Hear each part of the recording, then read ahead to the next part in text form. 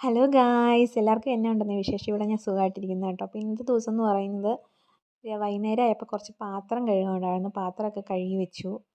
പിന്നെ അവിടെയൊക്കെ നന്നായിട്ട് ക്ലീനാക്കി വെച്ചു കേട്ടോ. പിന്നെ അമ്മ വൈകുന്നേരം വരുന്നതുകൊണ്ട് എന്തുണ്ടാക്കുമെന്ന് ഇങ്ങനെ ആലോചിച്ച് വന്നപ്പോൾ മാവ് ഇരിപ്പുണ്ടായിരുന്നു.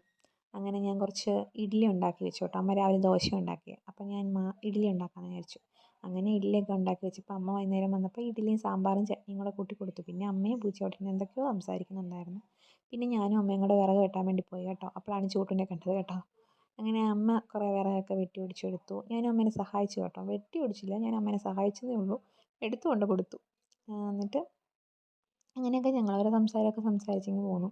അതിൻ്റെ ഇടയ്ക്ക് ഒരു പാമ്പിനെയൊക്കെ കണ്ടു കേട്ടോ. എനിക്ക് പേടിയായിരുന്നു പിന്നെ പറമ്പിലിരിക്കാൻ. പിന്നെ ഞങ്ങൾ വേഗം പറമ്പിൽ നിന്ന് സാധനമൊക്കെ എടുത്തിട്ടിങ്ങ് പോന്നു. പിന്നെ മിറ്റം അടിക്കാനുണ്ടായിരുന്നു. മിറ്റമൊക്കെ അടിച്ചുകൊണ്ടിരുന്നപ്പോഴാണ് രണ്ടുപേരും കൂടി ഇവിടെ കിടന്ന് അങ്കവാ. അവൻ അവളോട് ചുമ്മാ കിടന്ന് തോങ്കരിക്കുക, ചുമ്മാ എന്തൊക്കെയോ പറഞ്ഞുകൊണ്ടിരിക്കുക.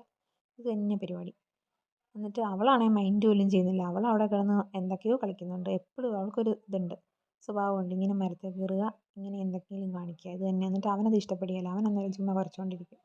ഇത് തന്നെ. അങ്ങനെ അവരുടെ കളി കുറച്ച് നേരം കണ്ടു കേട്ടോ. അപ്പോൾ ഇന്നത്തെ ദിവസം അത്രയൊക്കെ ഉള്ളായിരുന്നു. അങ്ങനെ പോയി, സന്തോഷകരമായി. അപ്പോൾ എല്ലാവരും സന്തോഷത്തോടെ ഇരിക്കുക കേട്ടോ. നമുക്ക് വീണ്ടും കാണാം.